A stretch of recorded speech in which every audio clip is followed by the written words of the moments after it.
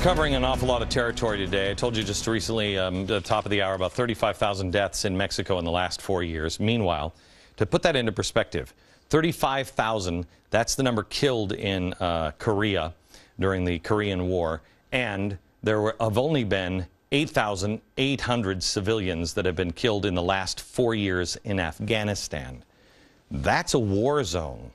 The other is our border. Which one would you consider more dangerous?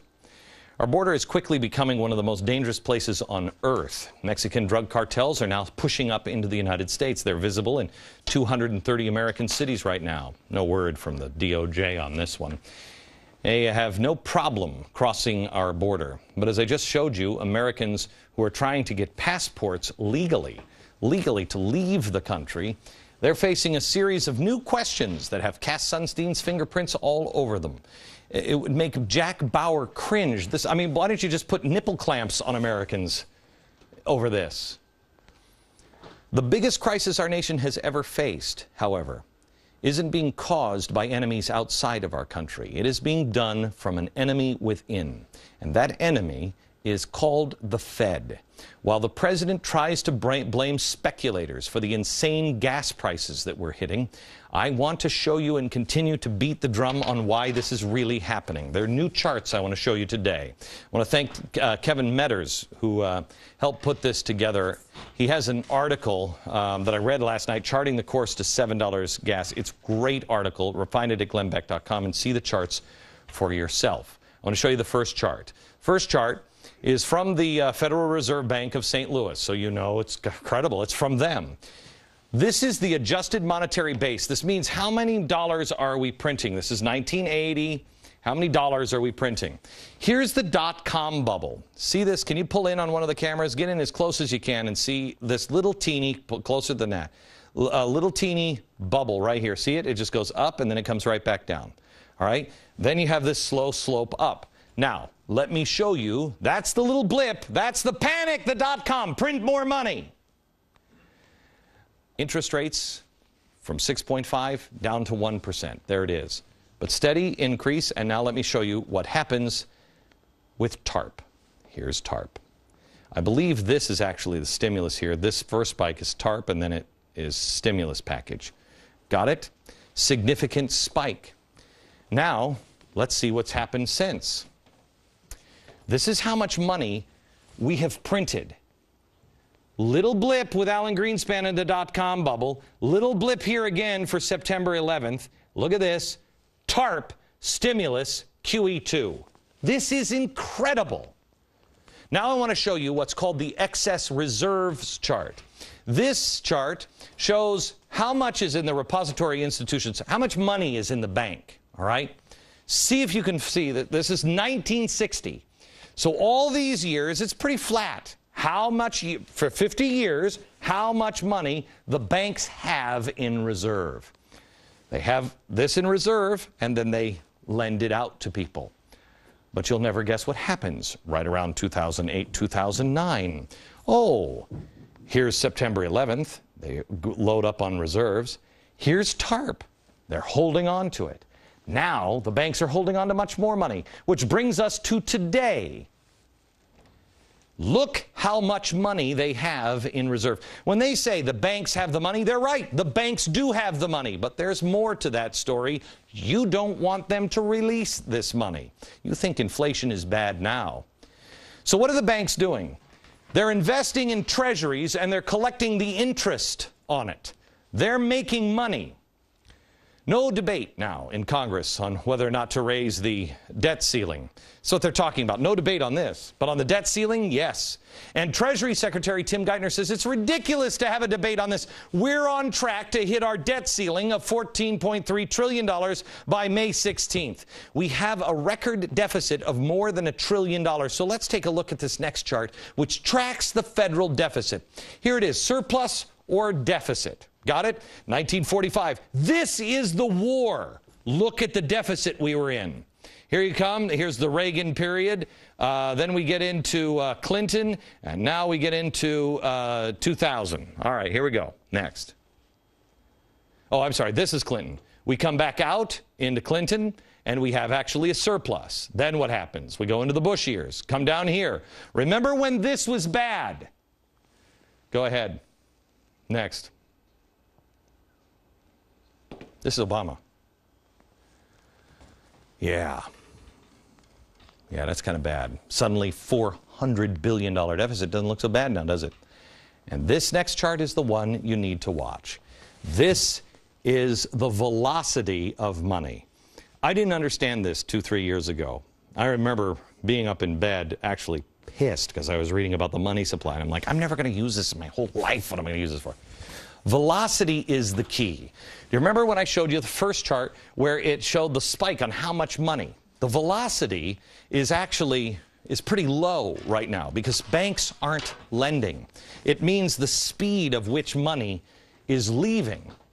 So we know the Fed is printing money like it's a game of Monopoly. We know the banks are sitting on that Monopoly money.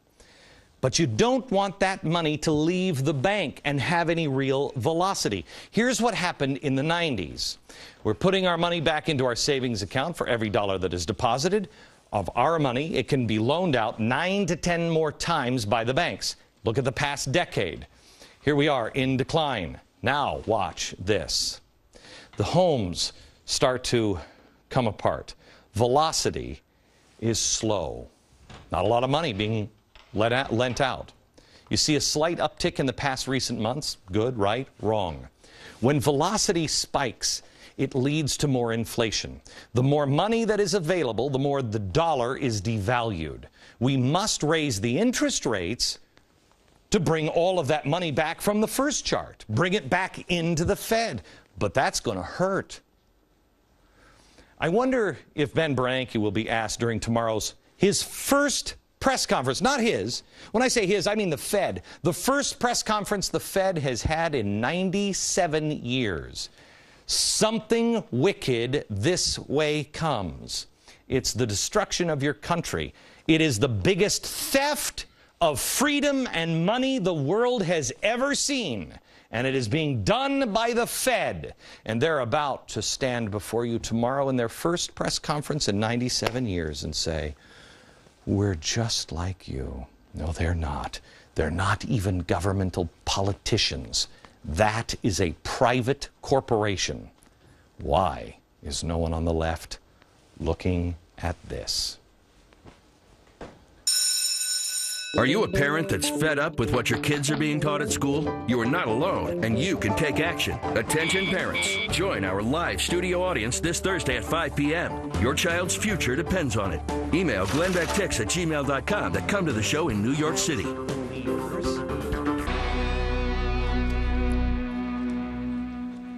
If a company wants a federal government contract, from now on, it has to first disclose if the company or any of its executives gave more than $5,000 in political donations.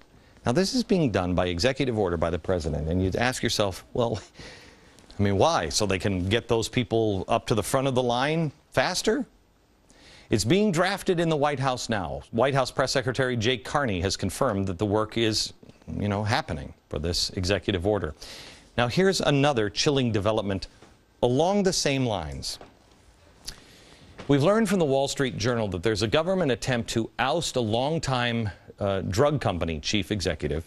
This guy, this is his company, over his company's marketing violations. Now, this is raising alarms in that industry and beyond about a potential expansion of federal involvement in the business world. Do you think so? Apparently, there's a little-used administrative policy under the Social Security Act that allows HHS, Health and Human Services, to bar corporate leaders from doing business with the government if there has been criminal misconduct. HHS has alerted the industry that they're now going to be enforcing this rule. Cass Sunstein, so good to see ya. I should add that the Defense Department and the EPA also has powers similar to the HHS exclusion authority. You play ball with these people or they'll shut you down. Meanwhile, on the progressive cable channels that nobody watches, they're no doubt even asking right now why people would even hint that this president or this administration might have big government socialist or, dare I say it, thug-like tendencies. After all he's doing is forcing private businesses to jettison their CEOs and their founders, taking over GM and Chrysler, taking over 1/6 of the U.S. economy by inserting the government into healthcare industry and passing the most sweeping control of financial regulation in industry that the country has ever seen. He's practically J.P. Morgan himself. He loves business and corporations and capitalism just that much.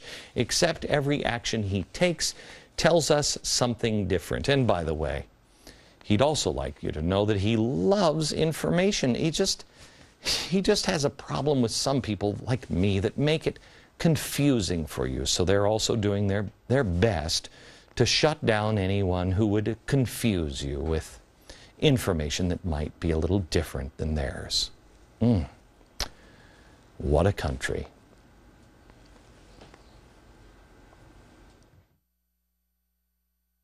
I have to tell you, just in the break, I was just making a list of all the people, because I just looked at Joe, one of the guys who works with me. He's the chief of research, and I said, Joe, I mean, now that we've added the Fed, is there anybody else besides Satan that we could just hack off? Is there anybody? Muslim terrorists, 9/11 truthers, the birthers, the media, political class, 2 presidents, the unions, George Soros, corrupt corporations, the Fed, social elite, universities, communists, drug cartels, social justice faith, ELF and ALF, and the new Black Panthers. My gosh, there's going to be a celebration at my funeral someday, isn't there? Holy cow. I bring this up because of the next two shows. I've been saying something that I finally heard a woman in Germany say. She was at an Islamic extremist rally out in the streets of Germany. This guy was preaching hate. She's surrounded by men, and yet she said this. Watch.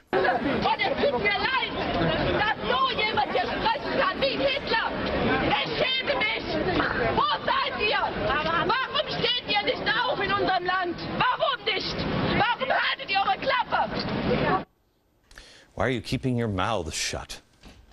Where are the people standing up, she says. Tomorrow, we're going to show you the people standing up.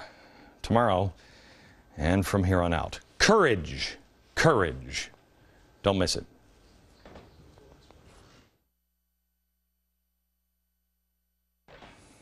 I want to show you something, and I'll explain this on tomorrow's program.